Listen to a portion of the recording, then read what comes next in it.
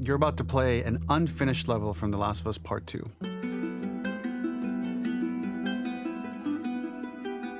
The reason we added this section is there are a few sequences, and we picked the 3 of the best ones, that we cut from the game. You know, often we build a game that's much bigger than what ends up being the final product. They were months away from being finished, but we wanted to give you an insight of what it's like when we built the game, because often we have this whole thing constructed and it doesn't have final art or audio or dialogue. And here you get to see the building blocks of what it's like when we first string a bunch of these levels together.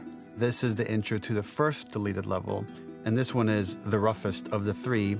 We wanted to show more of how Jackson operates. So this is the festival where Ellie ultimately kisses Dina. This sequence would have come very late in the game as a flashback sequence while you're in the farm with Dina. And we wanted to show what is the rest of Jackson doing, and wanted to put on the stick, make it interactive.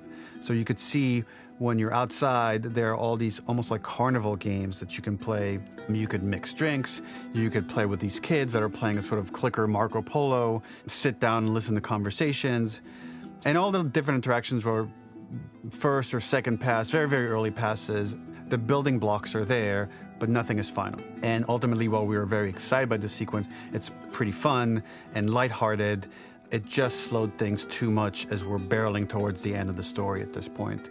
So again, reminder, rough, missing audio, missing animation, missing gameplay tweaks, missing dialogue, but pretty representative of what it would have been. So enjoy.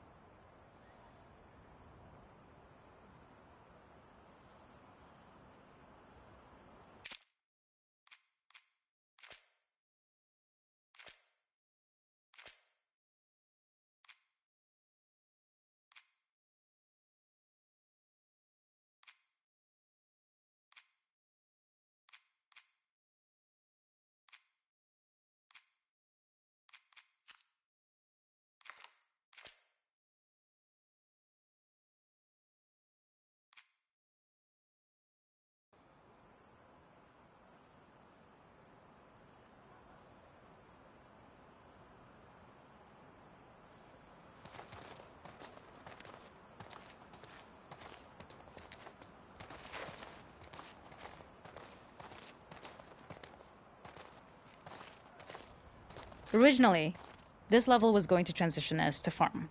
We would go all the way through to the dance, where Ellie and Dina share their first kiss. Then we would play through farm, and when Ellie plays the guitar at night, she would remember the Seth incident. So, the opening for this was a little tricky. We needed it to match at least a little what you might expect emotionally coming from prior beats, because we were already purposefully disorienting you in time and space. Remember, you just came from this huge fight. To jump straight into it would have been a little too jarring. After some back and forth, we rooted it in Ellie's nerves, calling back to her hands shaking in the theater. But this time, for a much more innocuous reason we'll find out later. She's nervous because she has a crush on Dina, who is the only reason why she's here at the dance.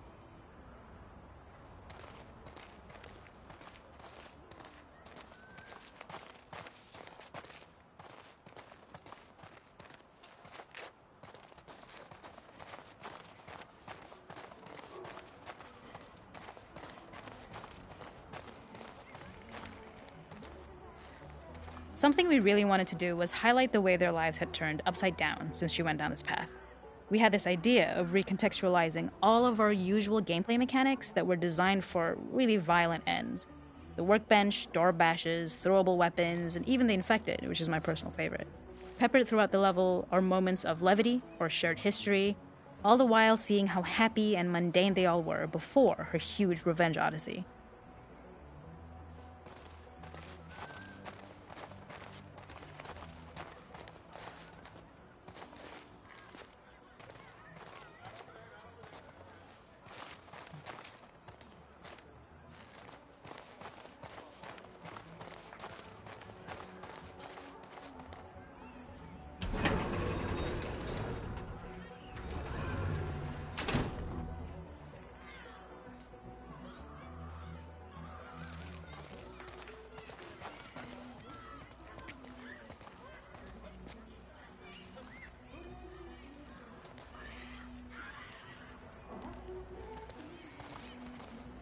It is not a festival without one of these throwing games.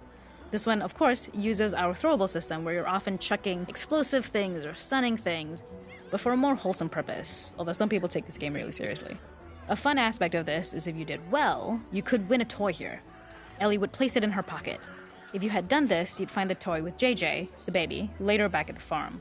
When we cut this, the toy made it through anyway because it was so cute. It is the same one you see on the tractor at the farm. Ollie the elephant.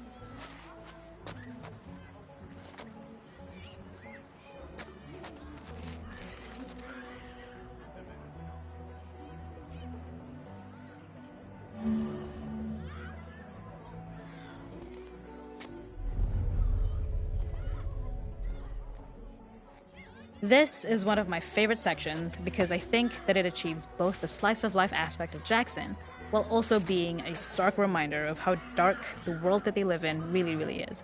To attract attention and curiosity, one of the kids was supposed to make this adorable, messed up little clicker impression and the others would giggle. We tried a version where if you got close enough, the kid might try and follow you a little before turning back. Since clickers are blind and move by echolocation, for this game of messed up tag, Ellie must close her eyes and listen for when the children give themselves away. The thought was that these kids are in relative safety. They still grow up with the dangers of clickers and runners, and all those lessons would embed themselves in the games that they play. When the festival got cut, they tried to preserve this moment and move it to the front of the game where the snowball fight is, as a tutorial. However, being in the headspace of a clicker doesn't really teach you how to deal with them. Eventually, it evolved, and they instead made the snowball fight, which was, I think, way more effective. For me, it's character illuminating that not only does Ellie know this game, she plays along. There's a familiarity with the kids that's really nice to see, especially because it's such a difference from the Ellie we see later, who has a sort of hollow normalcy that she's trying to get with JJ, but kind of fails.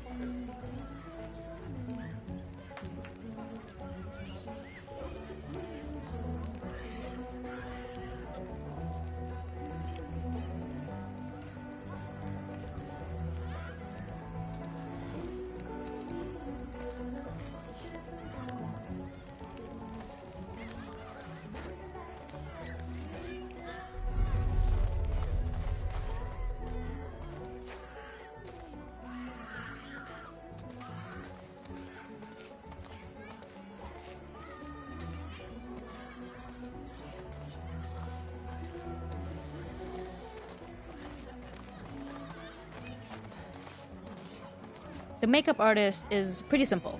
It's one of those little in-game scenes we peppered in to make it feel like Ellie had roots in the town. Hallie, our writer, mentioned that in her mind, an ex-girlfriend of Ellie's tattooed her arm to cover up her scar. So we figured this might be the only time you get to see that. We wanted to hint at it and allude to it and make it feel like there had been so much more that had been happening and so much more that Ellie threw away.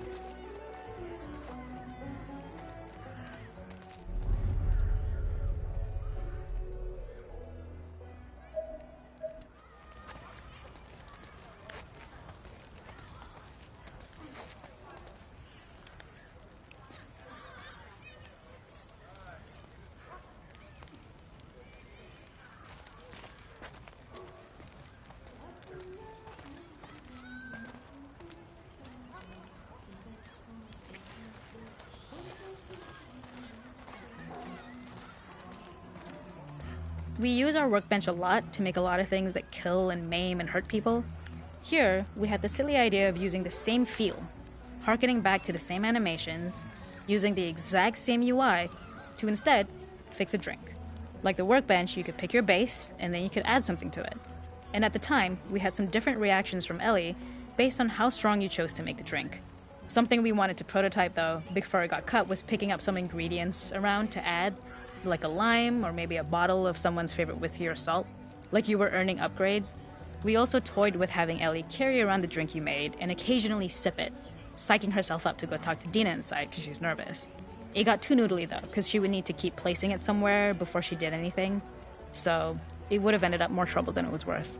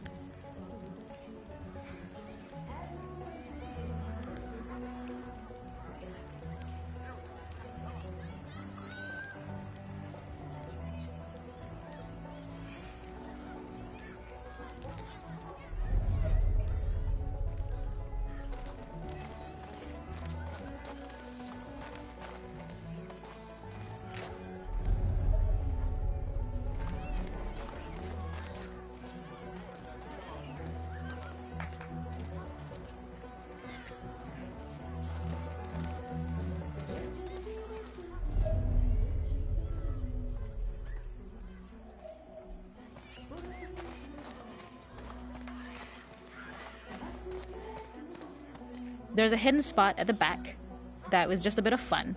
It was highlighting Jackson's normalcy with something we would find in a real world. In the back, you would find teenagers finding some alone time with each other in a dark corner of a party. It was rewarding the player for peeking into a hidden corner, but ultimately redirecting them back to the festival. We also had versions of them smoking weed here, despite Maria's consternation, probably having gotten it from Eugene.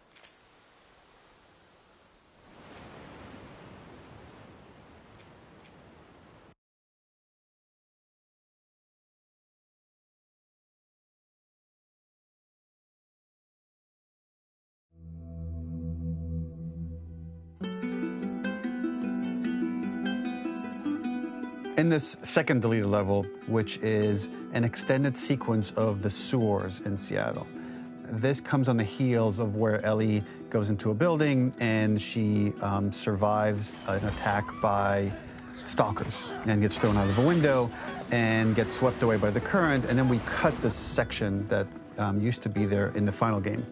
Now you will get to play it. So this was a way to get a bit more interesting puzzles, interesting traversal, figure out how Ellie can navigate the sewers with the fighting current.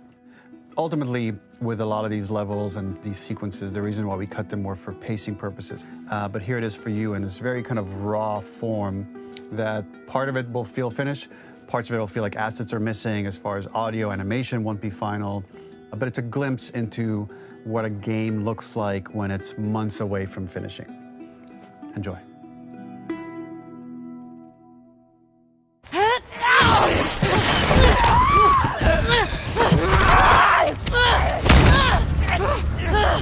Отцепись от меня!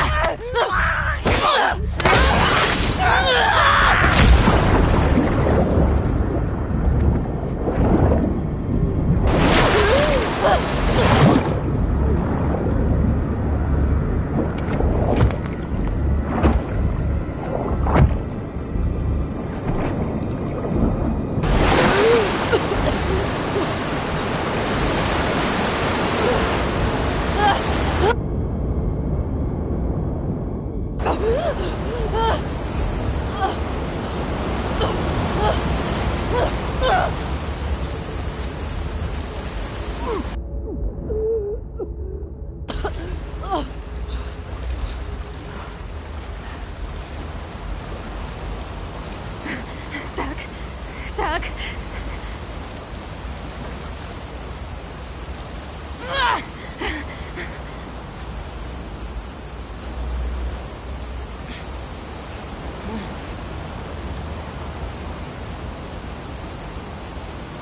Сраный Сиэтл. Так, где это я?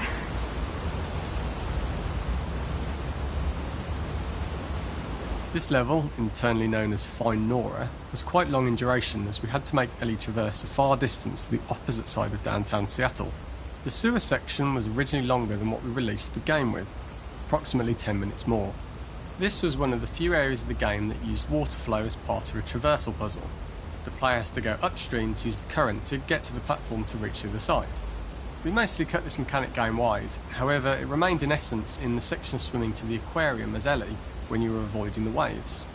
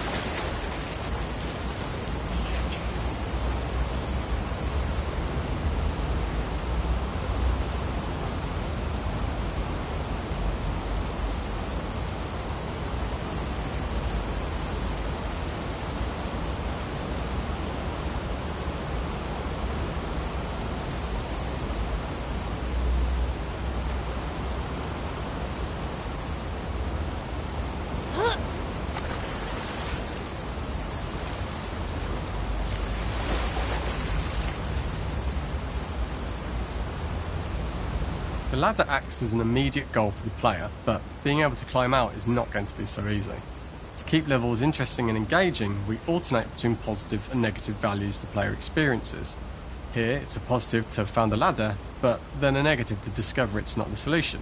But then another positive to identify the next short-term goal of the doorway. By alternating between these opposing values, we give players what they expect, but not how they expect it.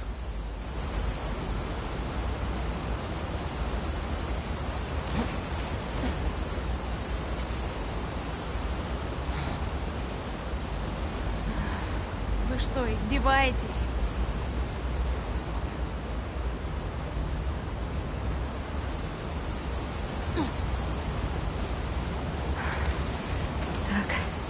Так. Должен быть другой выход.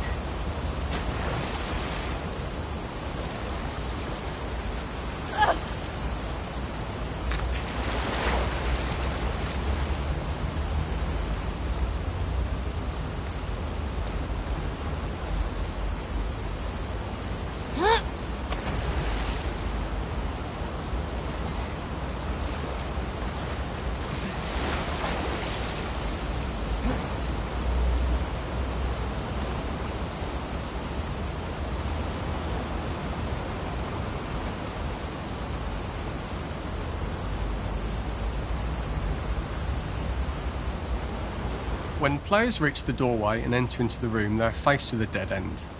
The real reason for this dead end room is that on the reversal, when exiting back out of the doorway, players are faced with the route onwards. A pipe that they'd not been able to see when they were swept past it on the way in, and something that was hidden from view when on the side platforms. The intention here being that the only option is to go off the standard path in order to search for a way out.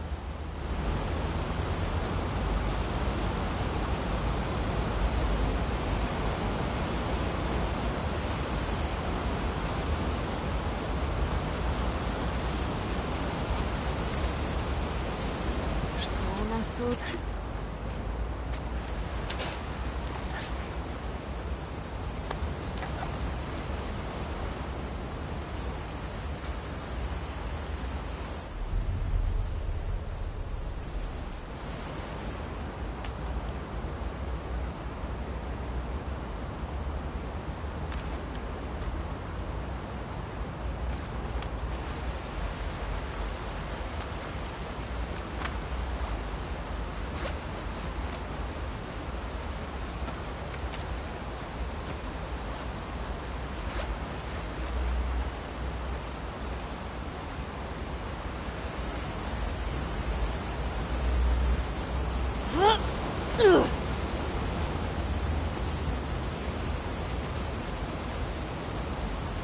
Заберите меня отсюда.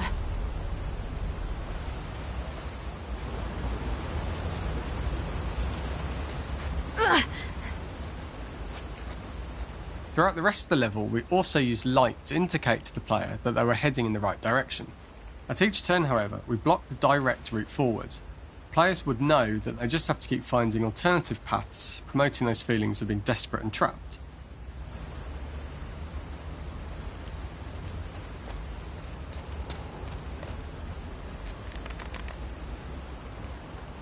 We slowly introduced the player to consider climbing into smaller pipes and crouching in these tight spaces.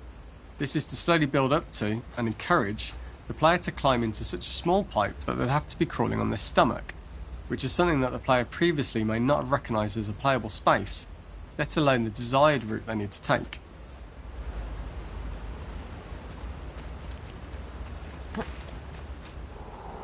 Надо наверх.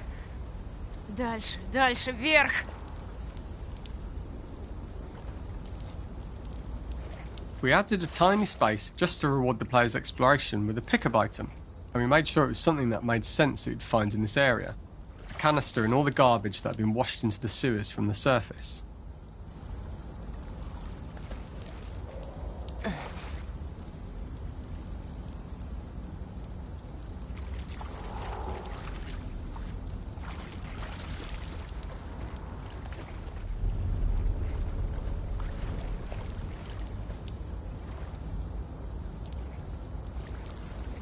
We loved the idea of making Ellie prone through a tiny dirty pipe in order to get out, as it was a great opportunity to use our prone mechanic.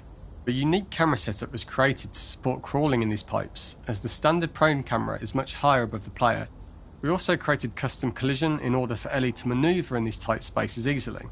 Initially, the oblong collision capsule around her character caused issues crawling around corners, but we put extra effort into the custom corner collision so the movement experience is as smooth as the main game.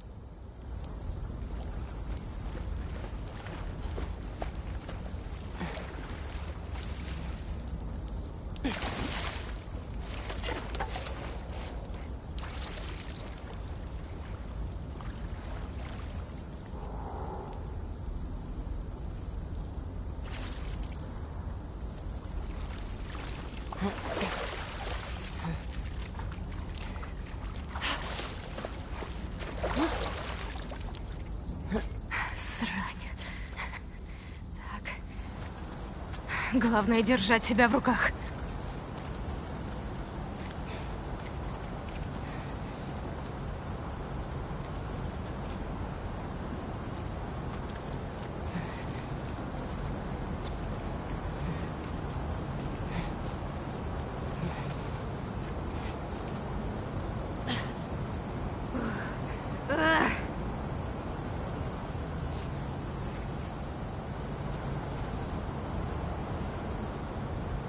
In order for the player to feel cramped, claustrophobic and desperate, we'd been enforcing the traversal mechanics that allow for a tight environment which promote these feelings. We introduced the use of the squeeze through so that we can keep the player feeling enclosed and tight, but without repeating the same geometry. Here we change from low ceilings with wider walls to high ceilings and tight walls to change up the spatial pacing and keep the level from repeating itself.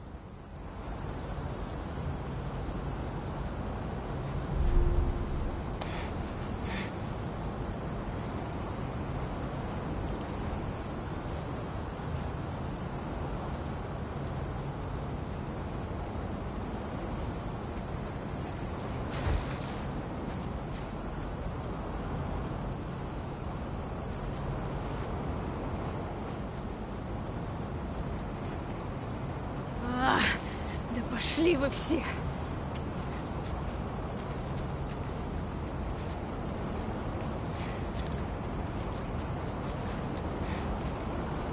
Вот где я точно не хотела бы сдохнуть.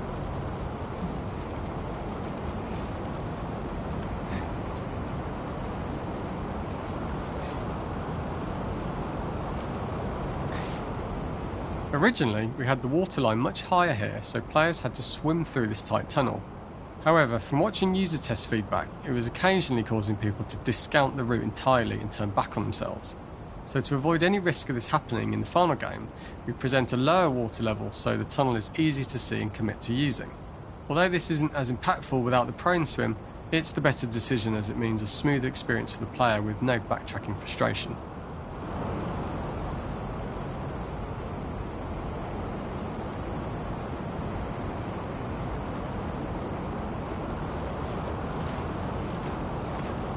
As we surface from the water and over the crest of the slope, we reveal what is further in this tunnel.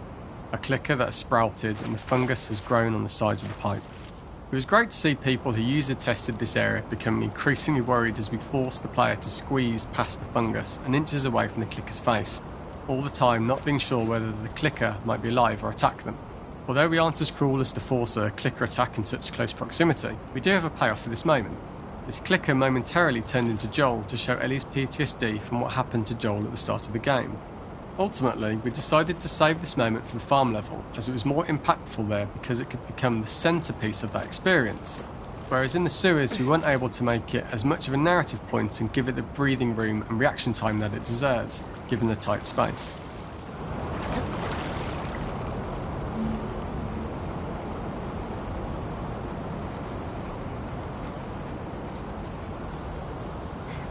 Давай.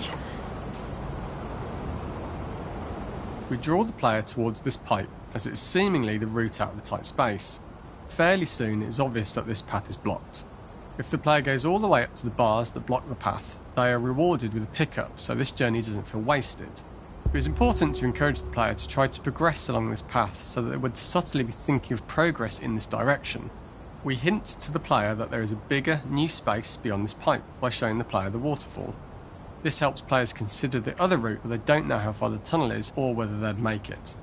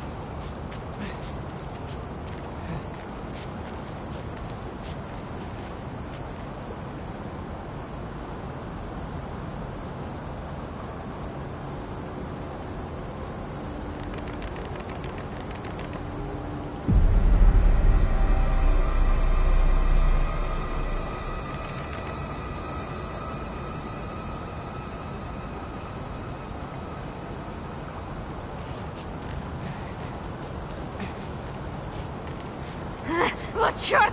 А!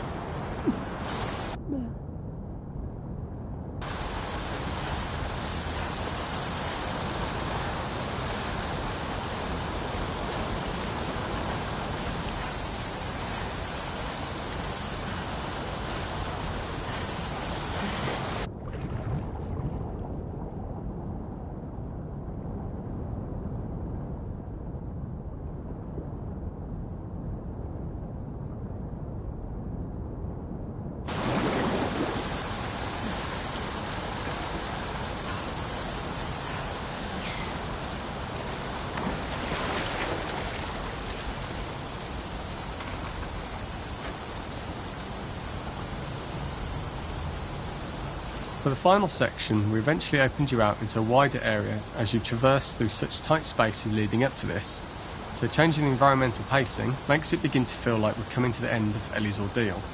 An earlier iteration used the current that we'd shown at the start for a slightly tougher traversal puzzle to conclude the sewers. The ladder was clearly visible from most of the area, but the player was faced with a fast-flowing torrent of water they couldn't cross. If the player attempted to jump into the water, they were not able to swim across the ladder due to the water's speed, but instead they had to traverse the pipe running along the top of the space in order to get across the water.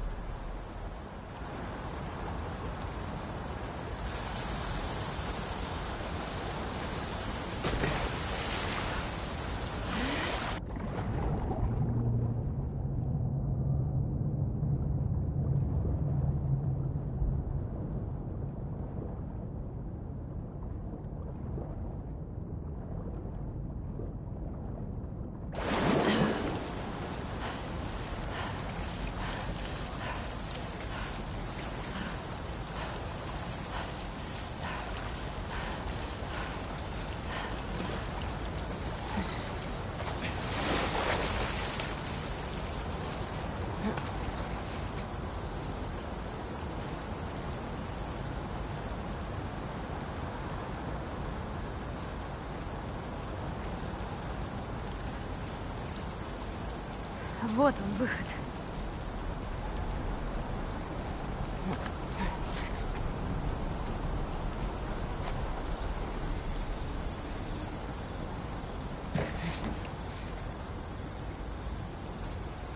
Using this pipe was retained in the iteration we shipped with, as it's the last of the extreme methods Ellie has to undergo in order to escape the sewers, and what she will go through in her pursuit of revenge.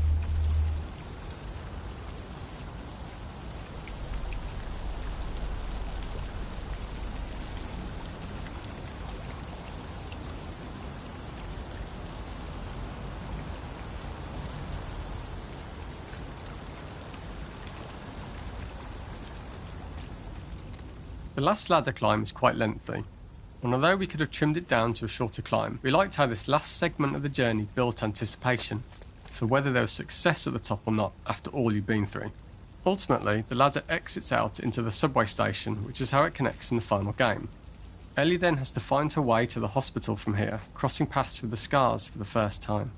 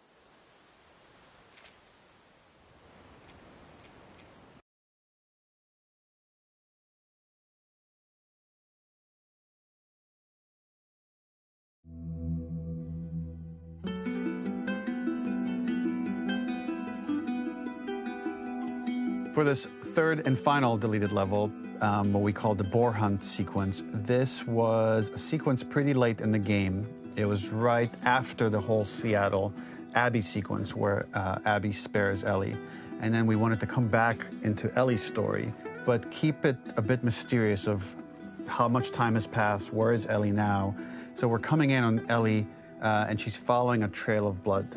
And we wanted to mirror in a way the deer hunt sequence from the first game, but this time do it with a boar. And there's something with Ellie that now she can't let go of this violence. She's pursuing it, even against this innocent animal. This was another opportunity to show how the violence that Ellie has experienced, the violence that she witnessed being afflicted onto Joel, is still sticking with her, and she's still experiencing these PTSD moments. This was a sequence that was pretty far along and was cut pretty late in production. Parts of it are still really rough, but the gameplay, the building blocks were all there. I think you'll have fun to see, like, again, a rough, unfinished sequence that you can play. You can see all the way to the end, and including a cinematic that we end up cutting. And the remnants of the sequence ended up being mentioned in Ellie's journal. So this part of the story that we developed still made its way into the game as kind of optional stuff that you could read about, but here you get to experience it. So as a reminder, this is pretty rough, months away from being finished, but you get to see it now.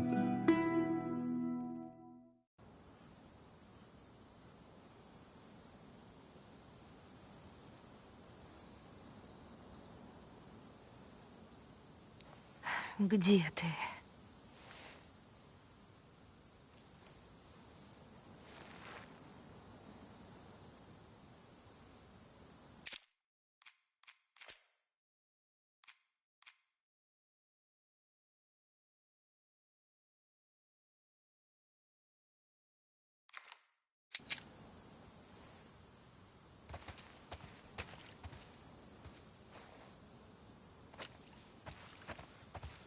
So the boar hunt was one of the hardest levels for me to work on.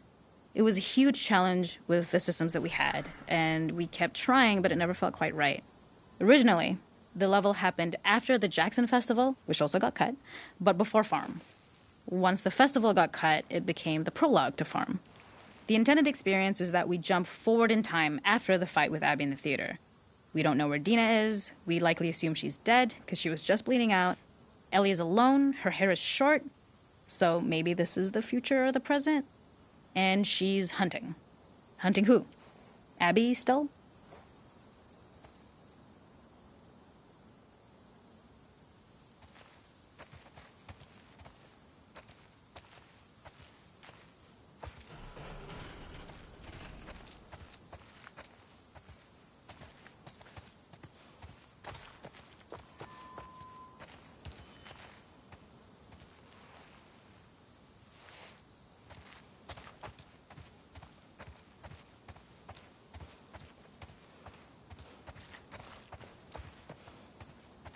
In early iterations of the fight, it was more arena-like.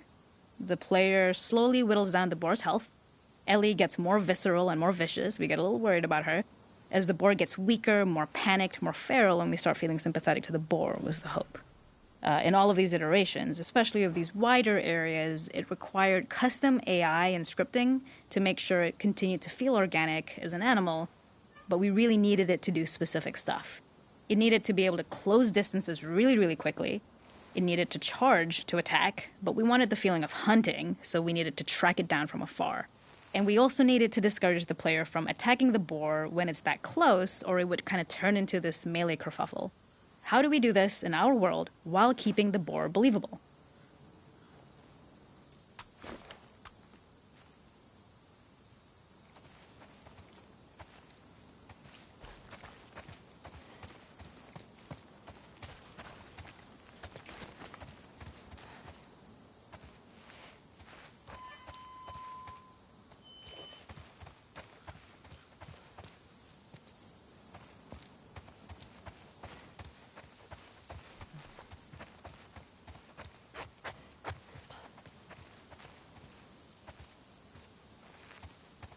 Попался.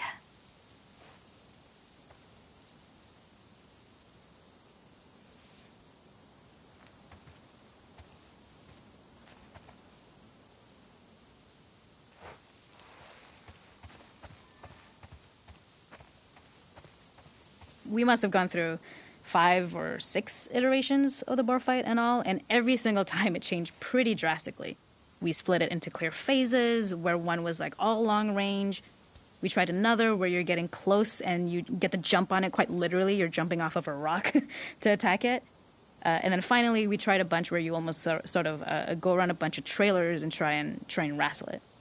We uncovered after some time that taking down a boar over several phases felt very laborious and a little dramatic. It was comically long, it felt too boss-like, a little too gamey.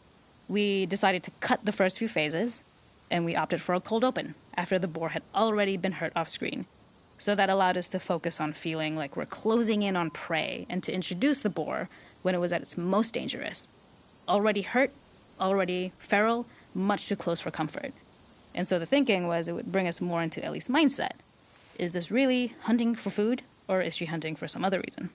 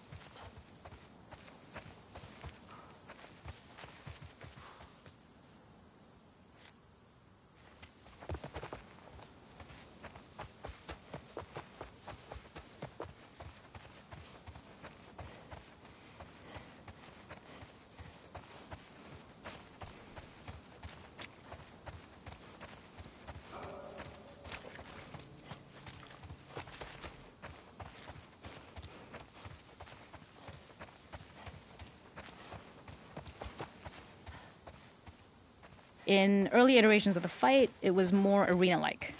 The player slowly whittles down the boar's health. Ellie gets more visceral and more vicious. We get a little worried about her. As the boar gets weaker, more panicked, more feral, and we start feeling sympathetic to the boar was the hope.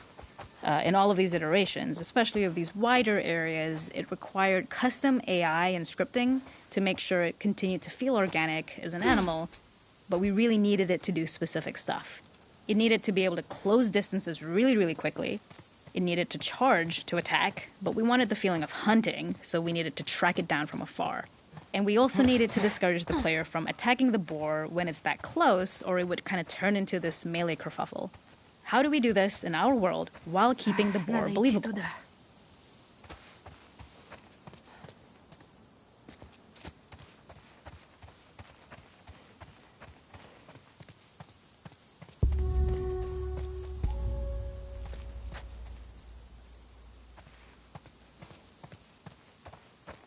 The gas station was built to highlight the boar's destructiveness. Since it's cramped, the boar feels larger. We also feel trapped with it, though perhaps it's trapped with us. When it charges, it gets to us quickly, so we must be on our toes. This made it more aligned with Ellie's sort of hunting for trouble mindset. Listening became more important, as well as moving around slowly so it didn't hear you. Could you spot it before it saw or heard you? And could you get a shot off quickly enough so you could dodge out of the way? Or is the shot worth the cost after? It feels like a gamble. By the end of the fight, everything would likely be in shambles. The boar would burst through the back, and Ellie would follow it and finally enact revenge.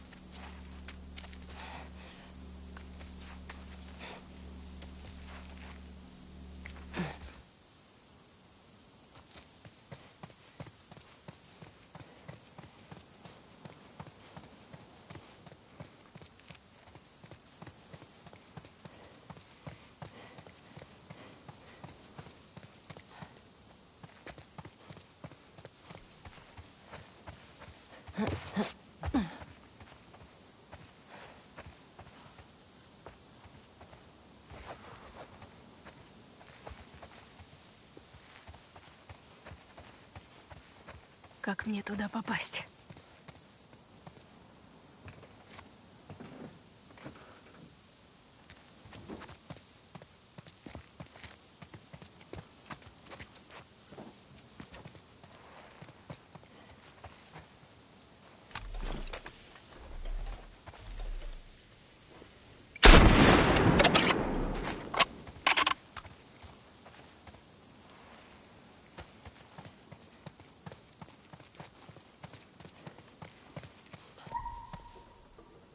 Так. Ни хрена не видно. Черт!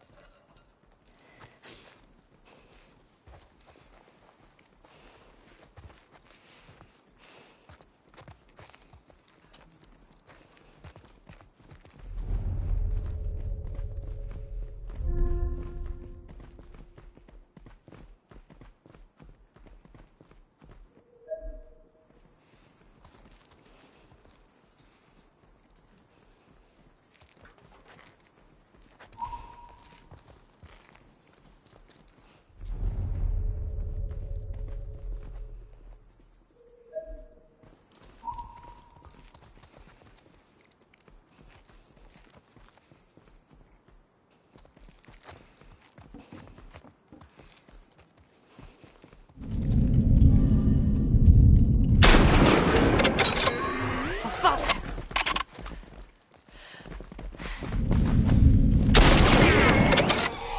Ну все. Некуда бежать.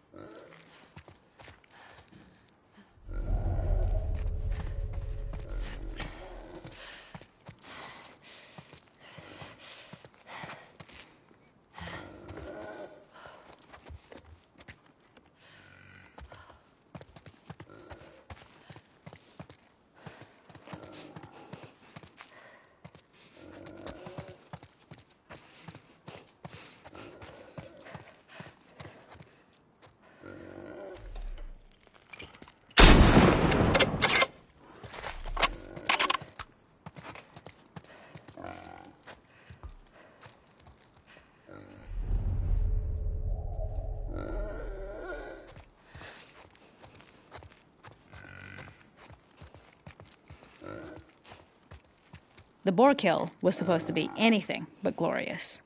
With the boar whimpering at the back of the gas station after Ellie's relentless hunt. After this, hearing the drone that we kind of come to associate with Ellie's trauma, we would hard cut to the stream where she's washing her hands and holding rabbits that she hunted, about to return to Dina. And there would be no mention of the boar.